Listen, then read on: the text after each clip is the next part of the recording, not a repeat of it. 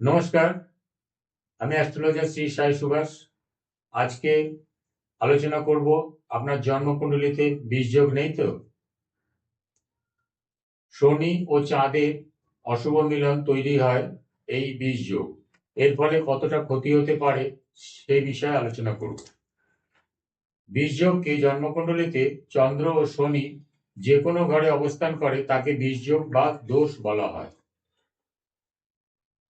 আবার যখন শনি রোহিণী ও শ্রবণ নক্ষত্রে আসে তখন বীজযোগ সৃষ্টি হয়, অথবা যখন চন্দ্র পুষ্য ও উত্তরা ভাদ্র নক্ষত্রে আসে তখন এই অশুভ যোগ তৈরি হয়। এছাড়া যখনই চন্দ্রের মহাদশা ও শনির অন্তর্দশা একসাথে আসে অথবা এর বিপরীত ঘটে সেই সময়কালেও বীজযোগ বলা হয়। জন্মকুণ্ডলীর একই ঘরে চন্দ্র এবং শনি একসাথে অবস্থান করলে এই বীজযোগ তৈরি হয়। শনি এবং চন্দ্রের মধ্যে পারস্পরিক দৃষ্টি থাকলে চন্দ্রের উপর শনি সপ্তম দৃষ্টি সাড়ে সাতি, শনি তৃতীয় এবং দশম দৃষ্টি বীজযোগের একটি মৃদু রূপ তৈরি করে।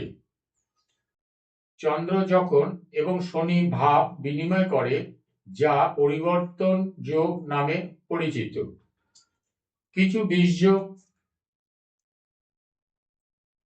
খুবই অশুভ বলে মানা হয়। কিছু বিশেষজ্ঞ মনে করেন যে যাদের জন্মকুণ্ডলিতে সর্বোচ্চ সাড়ে সাতি থাকে তারাও বীজযোগে ভুগবেন।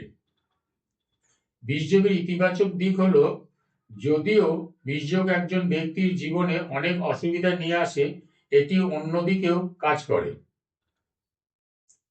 যারা সরল জীবনযাপন করেন এবং আধ্যাত্মিক উন্নতিতে নিবেদিত তাদের জন্য এই ভয়ঙ্কর বীজযোগই তাদের জন্মকুণ্ডলীর সেরা যোগে পরিণত হয়। এটি তাদেরকে জাগতিক জীবন থেকে বিযুক্ত হতে সাহায্য করে।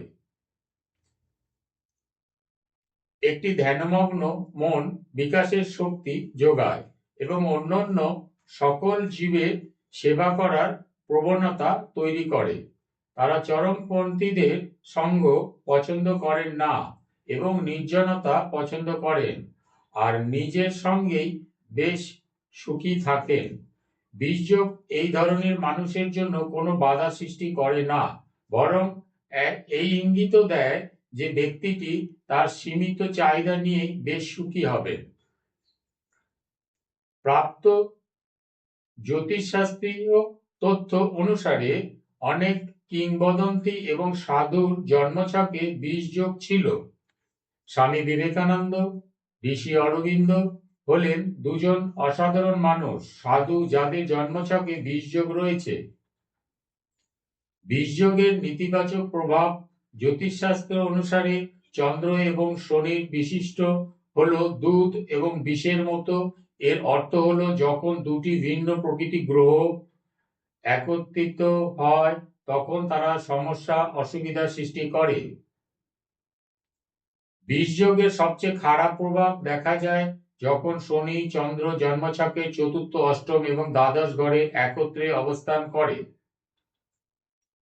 মন ও শরীরের উপর চন্দ্র ও শনির এই ভয়ঙ্কর সংমিশ্রণ অপ্রয়োজনীয় মানসিক চাপ, স্মৃতিশক্তি হ্রাস, আত্মবিশ্বাসের অভাব, সংবেদনশীলতা, দায়িত্ব জ্ঞানহীনতা, আচরণ ইত্যাদি সৃষ্টি করে। আত্মবিশ্বাসের অভাব, নেতৃত্বের গুণাবলীর অপক্ষয়, ব্যক্তিত্বে ব্যাধি এবং ভুল চিন্তাভাবনার জন্ম দেয়।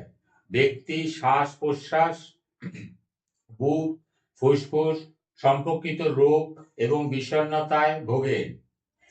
শিক্ষা, কর্মজীবন এবং পেশার উপর বীজযোগ মনের অস্থিরতা তৈরি করে এবং ব্যক্তি উচ্চশিক্ষা থেকে নিজেকে নিরুৎসাহিত করে, যা পরীক্ষায় ব্যর্থতার কারণ হয়। নিয়মিত ও বারবার মানসিক সমস্যা এবং আত্মবিশ্বাসের অভাব, পদোন্নতিতে বাধা, সহকর্মীদের সাথে অস্বাস্থ্যকর সম্পর্ক, কম আত্মসম্মান বোধ হলো বীজযোগের প্রভাব, যা কর্মজীবনে এবং পেশায় ব্যর্থতার দিকে নিয়ে যায়। বিবাহ এবং প্রেম জীবনের উপর বীজযোগের সময়কালে দম্পতিরা অপ্রয়োজনে ঝগড়া শুরু করতে পারে। এটি প্রেম, সন্তান এবং প্রিয়জনদের সাথে সম্পর্ককে প্রভাবিত করে। মায়ের স্বাস্থ্যের উপর প্রভাব। এই যোগ জাতকের মায়ের স্বাস্থ্যের উপর প্রতিকূল প্রভাব ফেলে। একজন ব্যক্তি নিজেকে অরক্ষিত বোধ করতে পারেন, পরিবার থেকে সমর্থনের অভাব অনুভব করতে পারেন এবং জাতক ও তার মায়ের মধ্যে উত্তেজনা ও সমস্যার সম্মুখীন হতে পারেন। সপ্তম ঘরে বীজ যোগ। এই যোগটি পূর্ণ ফ্রুদোষ নামেও পরিচিত এবং এটি বিবাহ ও অংশীদারিত্বের জন্য একটি জটিল পরিস্থিতি তৈরি করে। এটি দম্পতিদের মধ্যে ভুল বোঝাবুঝি এবং অমিল সৃষ্টি করে, যা বাড়তে বাড়তে বিবাহ বিচ্ছেদও হতে পারে। অষ্টম ঘরে বীজ যোগ। জ্যোতিষশাস্ত্র অনুসারে এই স্থানটিকে মৃত্যুর ঘর বলা হয়। শনি চন্দ্র বীজ যোগ একজন ব্যক্তিকে ক্রমাগত স্বাস্থ্য সমস্যা, দুর্ঘটনা এবং অজানা রোগ প্রভাবিত করে। এই জটিল পরিস্থিতিগুলি একজন ব্যক্তির জীবনকে হতাশাজনক ও বিষণ্ণ করে তোলে এবং এর শেষ পরিণতি মৃত্যু বা অনুরূপ অবস্থা।